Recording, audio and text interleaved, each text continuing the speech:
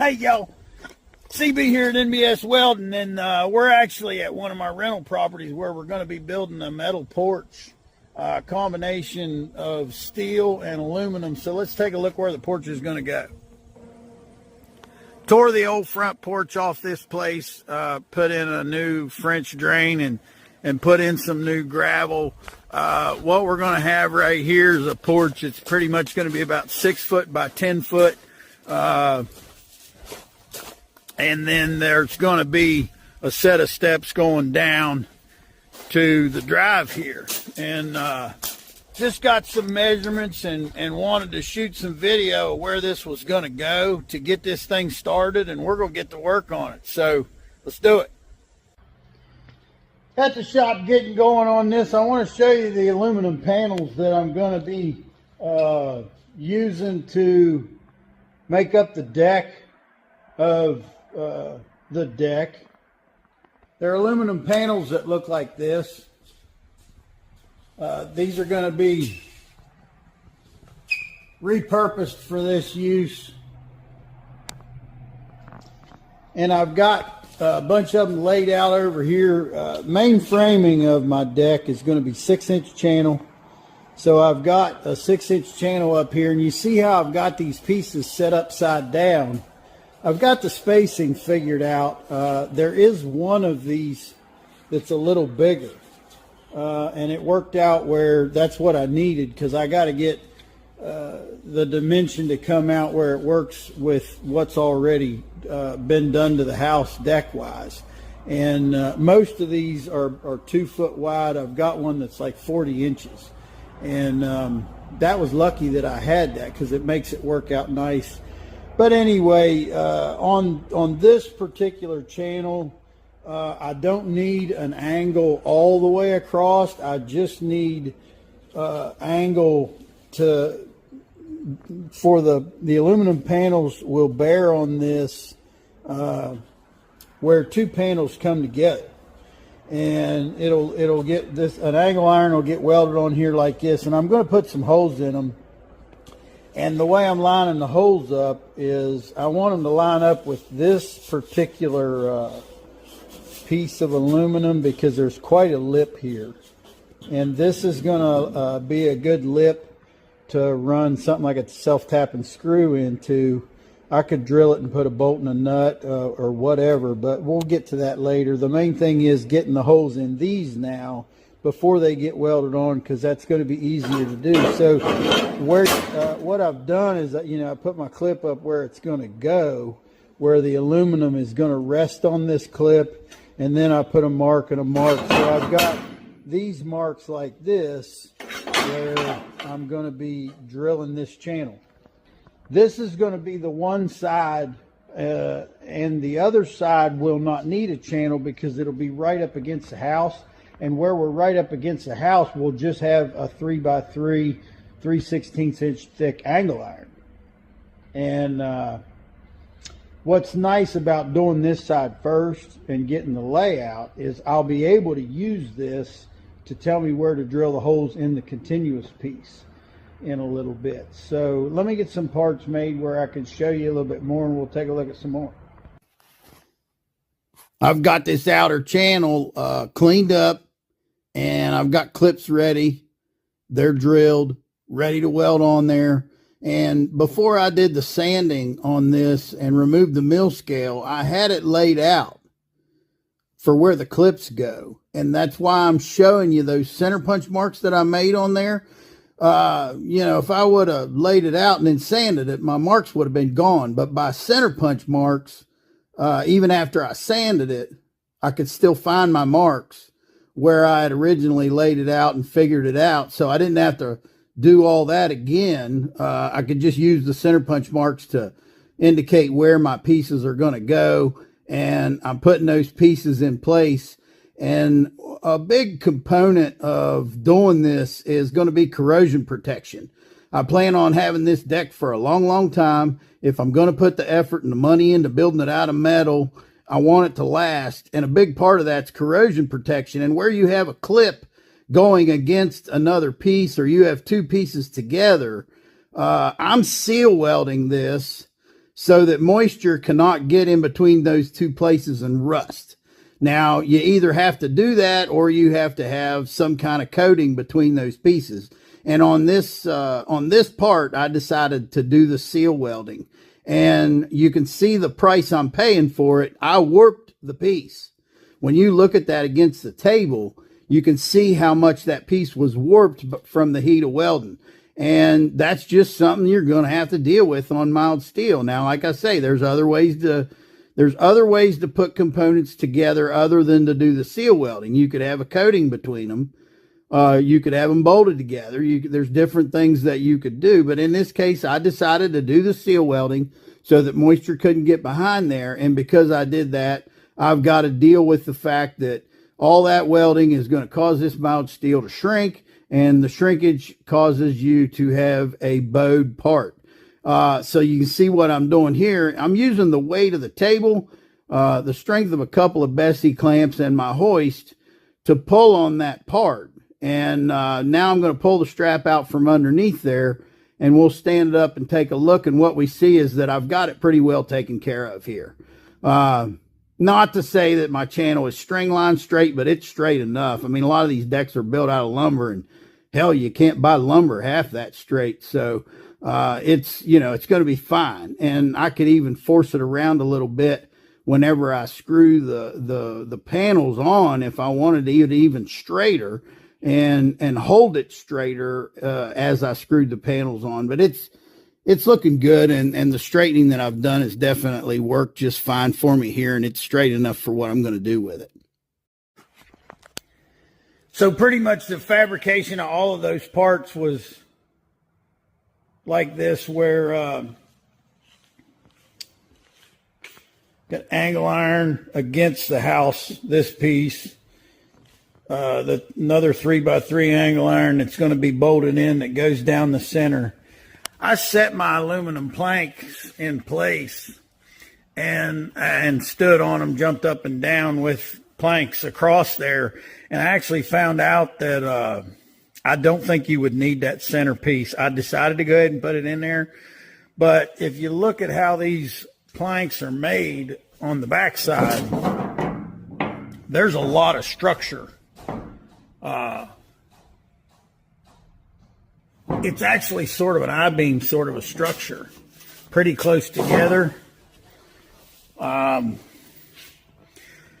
So like I said, I don't necessarily think I'd have to have that centerpiece. I think they would make the span from there to there, but I'd rather have it in there. So, and another thing I'm thinking is I might only do 2 supports under this, and I might put them there so that they're inset from the outside a little bit. And I haven't decided on that yet. Another really time-consuming part of this job, I'm going to be coating this with ZRC cold galvanizing compound. So I need to get it really clean, and I'm grinding it. The way I'm preparing this metal is just by grinding it. I'm using sanding pads, grinding wheels, even a diamond grinding wheel for concrete, just whatever for the different places, and I'm grinding it. Now, in a lot of cases, you're going to get people that say, oh, you need a sandblaster. Hey, a sandblaster would be great. You really need to do a lot of it, or have a lot of it to do to justify sandblasting.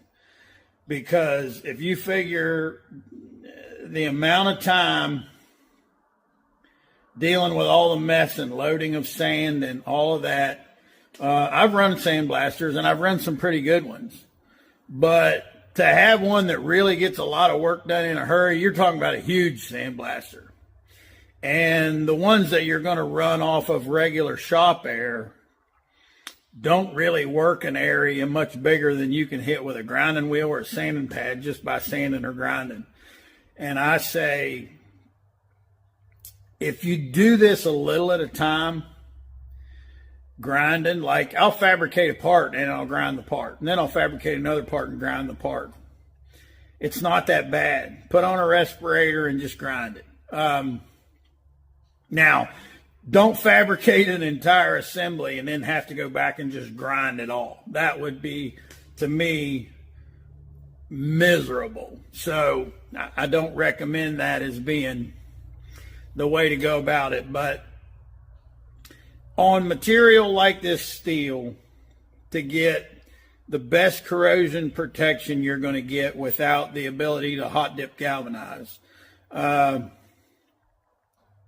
the best corrosion protection I think you can get is with a ZRC cold galvanizing compound. And then if you want, because the ZRC isn't really pretty, you can paint over that. But here's the interesting thing about it that I've learned. If you paint over your ZRC, don't use oil-based paint. Don't use your Rust-Oleum that you usually use on metal. Use a direct-to-metal latex paint. Yeah, I said latex paint. If you get a good coat of ZRC on there and then use latex paint, you're going to get, that's the best. Use a good direct-to-metal latex paint. And I don't know if I'm going to get a chance to paint this. I hope I do. But I'm under the gun a little time-wise. And you're going to be able to tell by the way I'm jumping around making this video that I've got to focus more on fabricating this than I can making a video right now, because I tore this porch off the house when a tenant moved out, and we were going to, you know, do a little work on the place before we rented it to another tenant. And my wife has already found another tenant and signed a lease with them. So I ripped the front deck off the place to get my buddy in there with the excavator to dig a ditch to put in a drain, and I put in the drain, and now we've got a lease signed with another tenant that's moving in. And the way that house is set up, you can't move in without the front deck, and I have no front deck. So I'm doing the best I can to get this job done, get it done in time, and try to make a video out of it. So bear with me here, and I'll try to show you as much as I can throughout the way. Now with that center platform, that main platform, pretty well framed up, I'm wanting to take a real close look at these stairs. So I've come back to the house. I'm using a line level there with a mason's line, and I've got me a mark on the house, giving me the elevation of the deck in comparison to where the stairs are going to land, getting a run measurement. And then I made this this drawing that's going to give me an idea of the dimensions that I need with the at the house to get my layout for my stairs. So we'll get back to the shop, get going on these stairs. Gotta hit y'all up real quick with a t-shirt ad. Boss Lady Tina's selling these t-shirts. Got NBS Welding on the chest, American flag on the sleeve, great big NBS Welding on the back. Send Tina an email request. nbswelding@aol.com, $25 plus the cost of shipping. Thank you. I was talking about corrosion protection. I've got this laid out, and we're going to be putting angle iron clips on here. And if you wanted to make sure you didn't have anywhere where moisture could set in between two pieces of steel, if you put that angle iron clip around there on there, you'd have to weld all the way around it. And if I put that many angle iron clips on here and welded all the way around them, my stair stringer would be warped up into a bent mess. So what I'm going to be doing is I'm going to be bolting the angle iron clip to the channel stringer, and then I'm going to be bolting the aluminum stair tread to the angle iron clip. I'll probably do something like a self tap on the tread, but I'm going to be using bolts, 3/8 inch galvanized carriage bolts, or 5/16 galvanized carriage bolts for putting the clip onto the channel. And you can see here what I've done. I used the same angle iron pattern with the holes in it, and I drilled one side of the channel, And then I used one channel stringer and matched it up with the other channel stringer and drilled through. And I did all that drilling with a 1/4-inch bit. I get those little packs of multi-packs of 1/4-inch bits from Harbor Freight, and they drill good if you keep them cool. I'm keeping this cool with water. I don't want to use any oil because I don't want oil on the metal that I'm going to paint. And then when I got my 1/4-inch holes, I opened those up to 3/8, which is what I'm going to want for my carriage bolt. And then here I'm drilling the angle iron clips. This will be a 5/16 hole, and I can do that in the drill press. But the idea being here that we've got 65 inches of rise. If you divide that by a nice 7-inch step rise, you're going to get 9 steps. And with 9 steps, I measured my run on the angle at, I think it was 128, divided that by 9. And so from nose to step to nose to step, I got 12 3/16. Now, you want to divide your steps out like that so that your steps are even. A lot of people like a 7/12 step, but they'll just lay out a 7/12 and then they'll get to the bottom or the top and they'll have a step that's not even. I hate it. I hate it when steps are like that. There's no reason for your stairs not to be an even stride on each step. And in this case, I'm going to have rises that are 7 1/4 instead of 7, but that makes them all even. And that's the way to go, is just get it as close as you can, but make sure that your nose to nose and all your rises are equal. Got this pretty well mocked up now. Laid out those handrails out for the 1-inch tubing. I made a layout on the table, and that gave me all my dimensions and angles to saw cut the tubing, and I got all that stuff cut up and assembled, and I've welded the handrails to the stringers, and I've welded the handrails to the channels, and there's places where, like at the top of the steps right there, and at the corners of the porch where the handrails are going to be field welded. I just got stuff tacked right now, and what I can weld solid I will, and what gets field welded I'll just have it prepped and weld it together when I get there. I did a little loop there at the bottom of the steps that would represent the distance of that first rise. It kind of makes it nice to give you a chance before you grab the handrail before you make your first step. So we got the old blue Blazer, and we're using the new bumper we made with the new hitch. Got the first load of steel going, and then we'll come back and get the super service truck. But here we are on site. I've made a couple marks there that are 3 inches lower than where the top of my first angle ledge is going to be. And I did that because I'm popping a couple of roofing nails into that. And I'm just using them roofing nails as a way to, like a ledge, to help me get set up so I can put some screws in here. I think it takes 9 screws all together across here.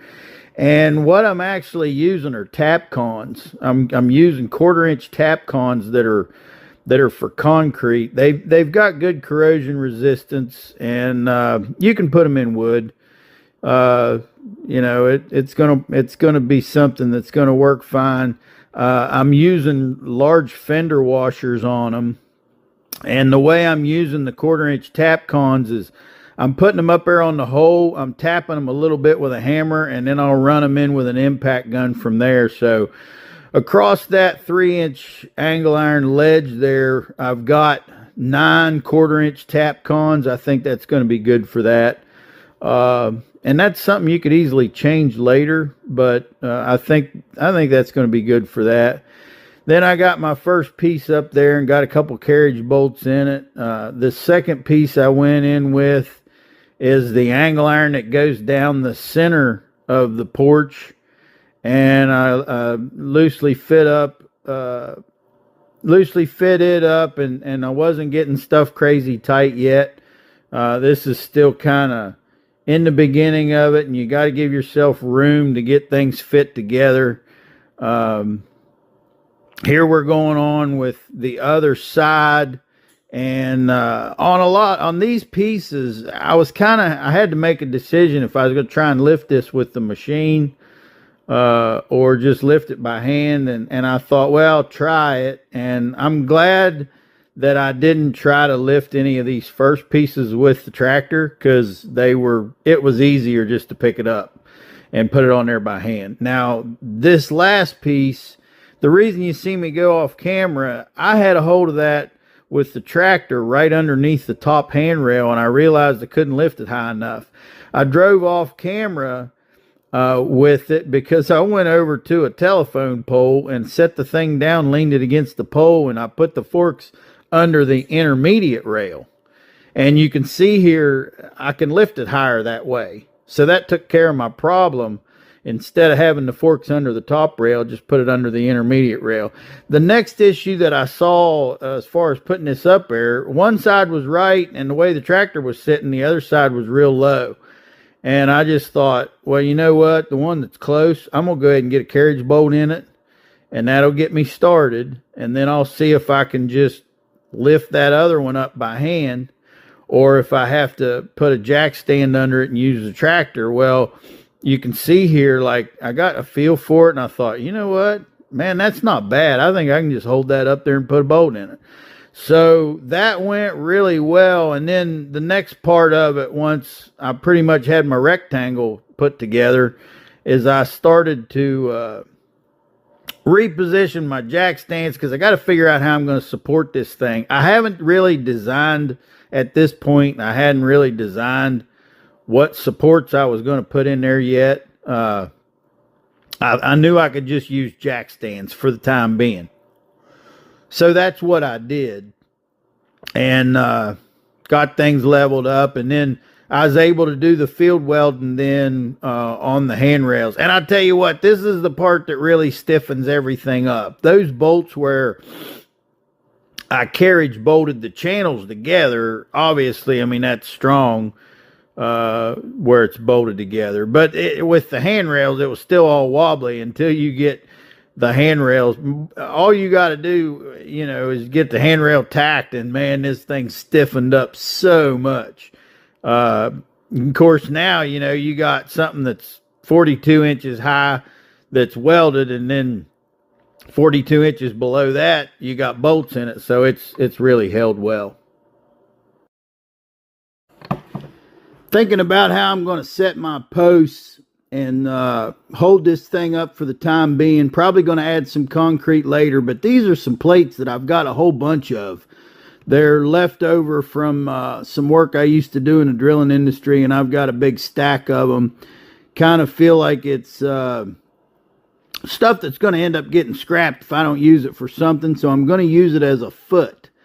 And what I'm going to do here, you can see I've got some marks on this thing, and I'm burning out the shape of a couple channels, and those channels are going to be the posts that these base plates go on. I'm also burning some holes using my washer jig, and I'm burning some holes that I'm going to drive rebar in, just for the purpose of keeping the base plate from moving. Here you can get a little better look at the channel shape that I'm burning out. The reason I'm doing this is I'm wanting that base plate to slide up over the channel, and I'm wanting to cut my channels longer than they need to be, so that the end of that channel post goes in the ground, which is, all of this is going to make a lot more sense when you see it on site. These are the channels, and what I've done is I've cut these channels a few inches longer than the measurement, so that the bottom of them is going to stick down in the ground. Here we can see I got the stairs up in place. They're not completely right just yet, but we can see that they're built right. Just need to get the bottom set perfectly. And on my channel posts here that I'm making, here I got my base plate. I slid it up over the channel. Then I got the channel perfectly plumb, and I did that with the entire frame too high. Then I got my channel perfectly plumb, and I used my threads on my jack stands to let the thing down. So I was stabbing the channel into the hard clay. The sod has already been removed here. We removed the sod before we put down the gravel. So I stabbed the channel down into the hard clay with it perfectly plumb, and that held my channel plumb. And then I used the level to get my frame level. And once it was level, that channel was stabbed down in the ground a few inches. I slid the base plate down the channel to the bottom and tamped and tamped and tamped and hammered and beat it down on top of that hard clay, so that it would be packed down and tamped down. And then I drove in my rebar. So we're probably going to add some concrete, maybe form up and pour concrete around the top of this later. But this base plate is making a wider footprint for my post for the time being, to help hold the weight of this for now. I've come up with an idea I wanted to do kind of in the middle of this. I got this 3x3 3/16 angle iron. I took the two bottom angles off of my stair stringer. This would be for the first step. And the reason I've took those two off the bottom is I fabricated one that I want to go all the way across the front here. So you'll get to see what that looks like here in a little bit.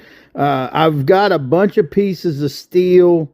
I've drove some galvanized pipe in the ground and added some rebar and added a half a cinder block. And I just done some things there at the bottom of the stringers to get them set where I wanted and leveled up. Then you might be able to see here where a couple inches up from the bottom, I welded a piece of 1/2 inch rebar across the bottom of this channel. And I've got it coated with ZRC. It'll get painted with the direct to metal paint later, but we're getting to the point where I'm about ready for concrete. And you can see here what I've done as far as form.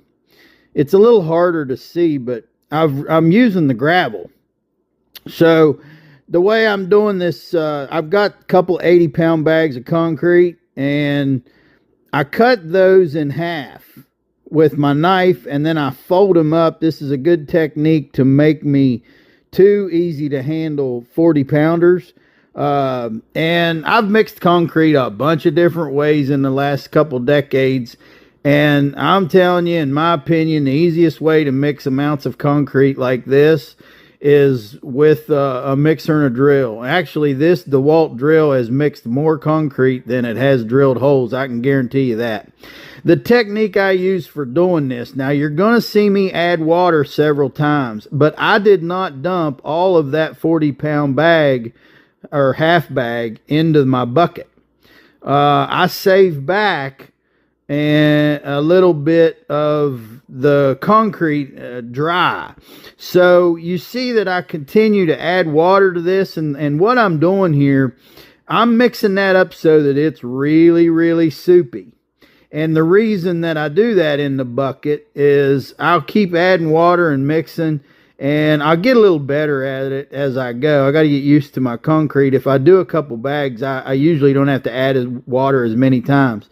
But I get it really soupy so that the drill can mix clear to the bottom very easily. Then I add the rest of the concrete, and now that'll dry it out and thicken it up. And of course, you know, it depends on what you're doing, how thick or thin you want it.